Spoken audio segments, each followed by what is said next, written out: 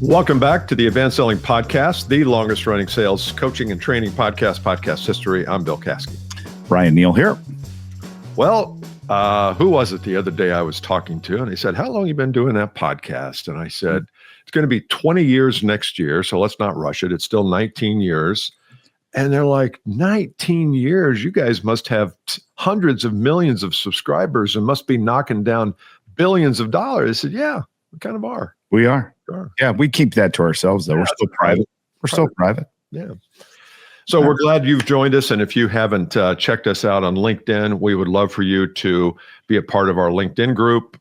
We go in there occasionally and talk to people and answer questions and such. Go to advancedsellingpodcast.com/LinkedIn, or just look us up on LinkedIn, Advanced Selling Podcast Group.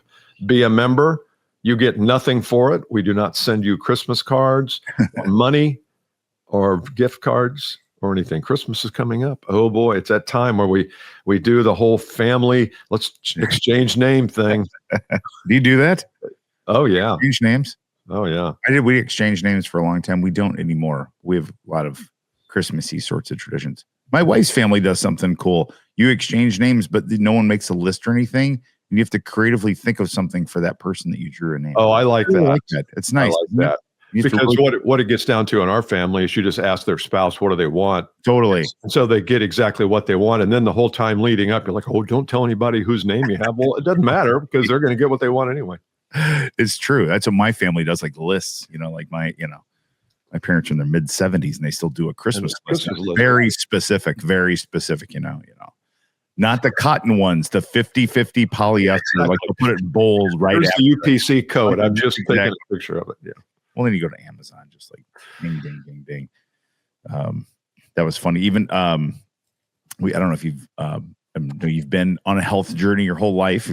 I fancy you as someone who takes care of yourself, and everyone's making like healthy things. They're trying to make like protein bars and stuff like this. And I saw an interesting ad for a protein bar. It was a guy talking, and he said, protein bars are full of da da da da da. And then he said, our clean protein bar is packed with 12 grams of protein and ingredients like magnesium and lion's mane, not all that weird stuff. And I'm like, whoa. Lion's mane? Magnesium and lion's mane? And that's normal. Like, honey, hey, I'm going to make some chili. Do we have any lion's mane? I'm like, what are we doing?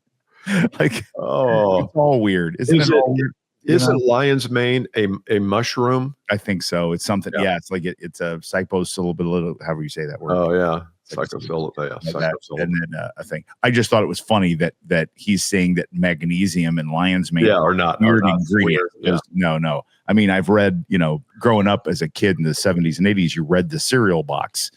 And so words like sodium glutamate are very normal to me because they're like in every cereal. Or RD and C yellow number 5, like, we know what that means. Yeah, red dye. Yeah, color number 5. Yeah.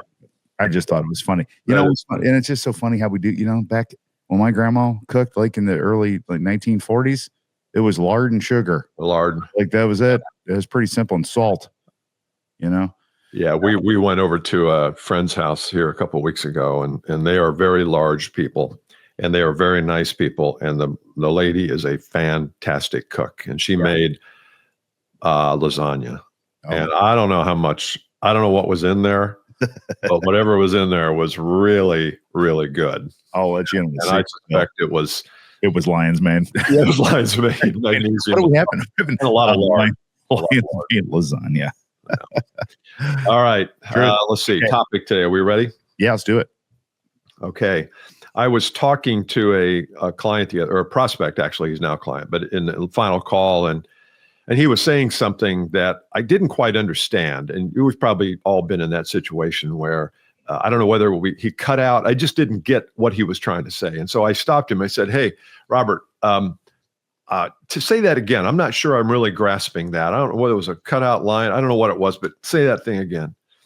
And he stops and looks at me through the Zoom lens and says, we never do that. I said, what do you mean? He said, my people are out on sales calls. If they don't understand something, they just keep on plotting. He said, you need to teach my people how to stop and get clarification and really understand the person we're talking to. He says, we don't do that. We need to do that. And it was almost like that was the end of the conversation for us. It was like, okay, we're in, let's go, let's start. Right. And I thought, well, that's a micro skill. That's not a macro skill. That's not something that you would say, boy, your sales success depends upon that thing. Of course not.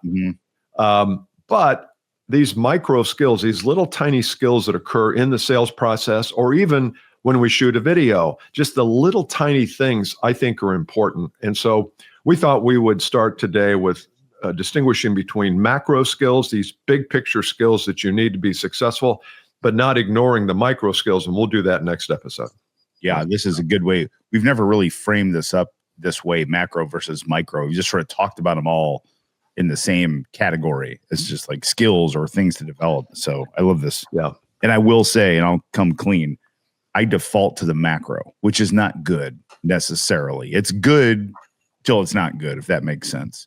I assume everyone knows how to do the micro. We'll talk about that next episode, but that's a good, I love when we do topics that make me think about what I'm doing. You know what I mean? I'm like, well, I'm the same way. And it was only because I stopped him and then he stopped me. Yeah. That it reminded me, I don't know if people, because you've probably role played on meetings with people, and you can practice something 1,000 times, but when it's a role play, everything changes. Yes. And these little things that you and I do kind of naturally, and some of our greatest clients do it, it's foreign to people. And then when you teach them, they're like, oh, I got it.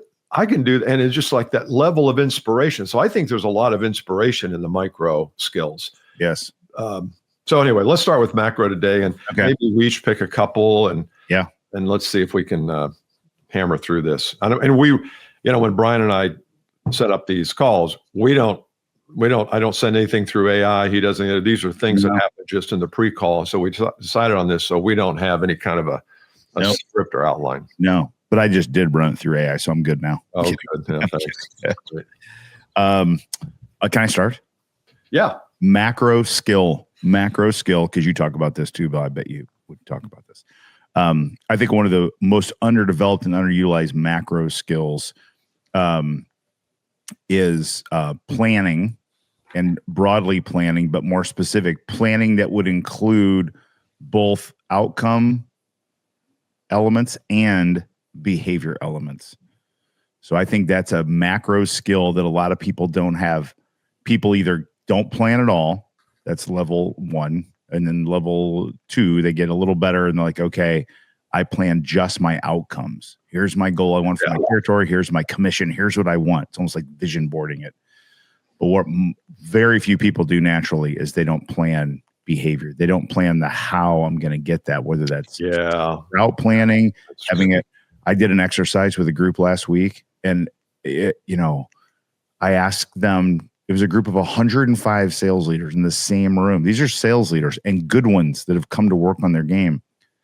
I said, come up for your whole sales team, 5 conquest accounts that you're looking for. Just 5. That's it. And if you come up with 20, good for you. And I walked the room. I can't tell you how many people were stuck on 2. I'm like, you're the sales leader and you can't come up with 5 accounts that you'd like to get into. Yeah. And I don't blame them. I say, you know what? We got job security here. We got to teach them how to do a macro plan. That's a year's worth of consulting. Yeah. Because the what is, okay, they're trying to make their $24 or $50 million number. How, the more specific is, here's some conquest accounts that we don't have that we'd like to get. Make a list. That's what I'm talking about. That's good. That's great. That's a great skill. And that's a leadership thing too. That's good. Yeah, my first one was similar in that it was about reverse engineering, I think, is a skill. It's ability to say, okay, here's where I want to be in 3 to 5 years or 1 year. What are all the steps that are going to take me there? And I think the skill part comes not just in, well, I got to make 1,000 cold calls a day. I think a skill comes in, well, what else is possible? How else can I carve this path? The traditional way is make a whole bunch of calls, but the non-traditional way is maybe start a YouTube channel or create some kind of an alternative kind of lead generation. So I think the skill there, yes, it's in planning and reverse engineering, but it's also, as you're reverse engineering, bring other options into play, and don't be so rut focused on, well, we've always done it this way, so we're always going to do it this way.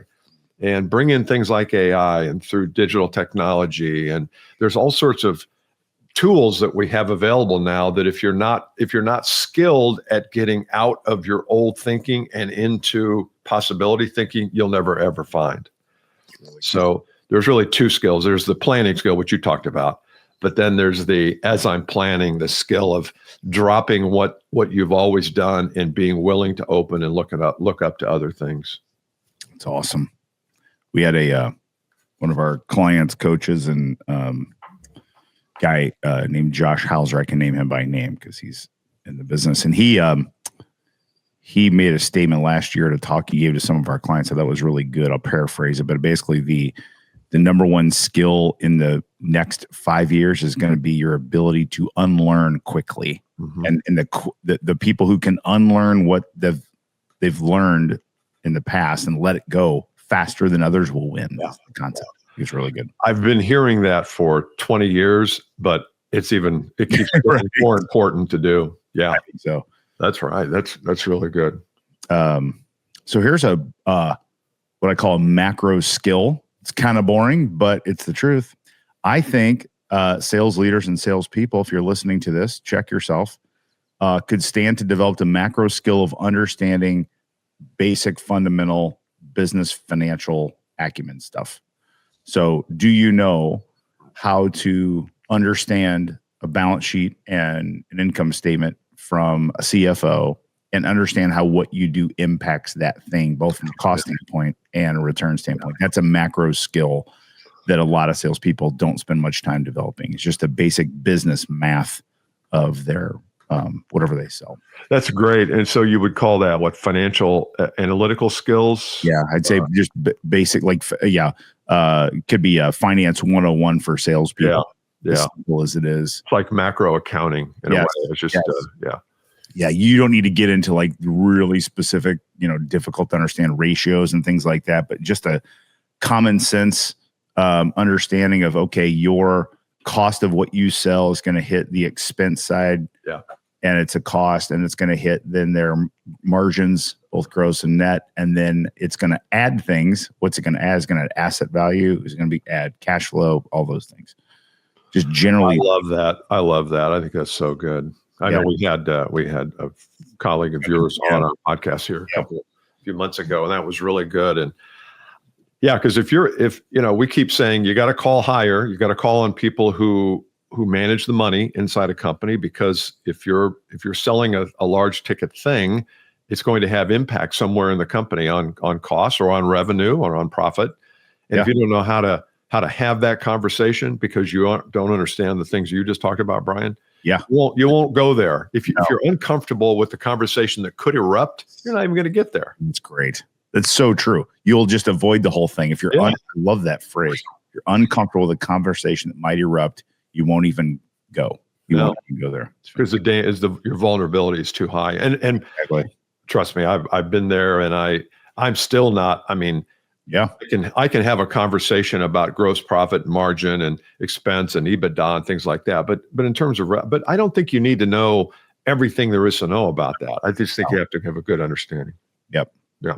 Okay. Here's my final one here, and that is, this kind of bridges between micro and macro, but I think it's macro because it could apply to almost anything. And that is, I think we need to develop better skills to explain things, to explain things clearly too. Now, this goes for whether you're a VP of sales and you have maybe people who are, not achieving at the level they want. It could be you when you're explaining a confusing concept to your customer, your prospect. I think we've got to develop better explaining skills. You mentioned in the lead up there about the Gen Z stare. Is that what you called it? The Gen Z stare. If you're Gen 30 seconds on the Gen Z stare. Yeah, Gen Z stare. I don't know. I need to do more research on it, but it's this thing where Gen Z kids are so used to talking in little sound bites. When they start to get in a conversation with a millennial or a Gen X or a baby boomer who's explaining things at depth and adding, They just stare at you, like with expressionless. Like, when are you going to stop talking and just tell me what to do? That's the Gen Z stare, and it looks very demeaning to the other person. But they don't care. They don't care. They can't do anything about it. No. I mean, and so if so, the point there is that if you're not speaking in a way to your customer that they understand what you're saying, then the message is not going to get through. And the message is so critical that it gets through. Number one, you got to craft your message right. What is it that makes you unique? And then how do you explain it in a way that you don't get that stare and that they are fully on board? Oh, okay. Yeah, that makes a whole lot of sense. I didn't realize you guys were all, so I think to avoid any kind of stare, you have to be able to explain things. Yes, because there's a Gen X stare too, and a Boomer stare. Like, yeah, it's an eye roll. There's an eye roll for me. Oh God, here it comes. I just saw a funny TikTok from a chiropractor of how the different generations check out when they leave his office. It's very funny. I'll send it to you. Oh, okay. Very funny. Okay. I'm going to add one more based on what we just talked about. A macro skill. This sounds micro, and there's a micro element to it, but a macro skill with explaining is your ability to tell a story. Your ability to tell a story. And there's a lot of micro things to it, but man, just generally speaking, just to sit back and go, how can I articulate this, what I do in a story that people can understand, is a macro skill that's massively underdeveloped, in my opinion. That's a great point. Because there's a lot of people, I've said this before on this podcast, a lot of people talking about how important storytelling is. It is. Okay, we got that. Now tell me how to tell it. Right. Exactly. And very few people are good at that. And there are components to it. There's their hero's journey. There's a person who sets out on an adventure and they run into problems. There's a guide that shows up. I mean, the hero's journey is a great framework for a story, but it can get a little confusing. And you can't, if you're telling a story about a customer that came to you and had a problem, you can't go through the hero's journey. That would be a little long. But how do you tell a story? I think that's definitely a macro skill. And then how you tell it to a certain prospect and when you bring it up, yes, that's the micro part of that. That completely, and the detail of it. Yeah. Okay. Well, we'd love to hear from you. Go to advancedsellingpodcast.com/LinkedIn. Check out the LinkedIn group. If you're already there, leave us a note and tell us what you think. Maybe I'm sure we've missed some macro skills. We just did about 5 or 6, but let us know what you think for 2026, your key macro skills are. Then next week when we come back, we'll do some real tactical stuff. We'll do it next time. All right. See you next time. Bye.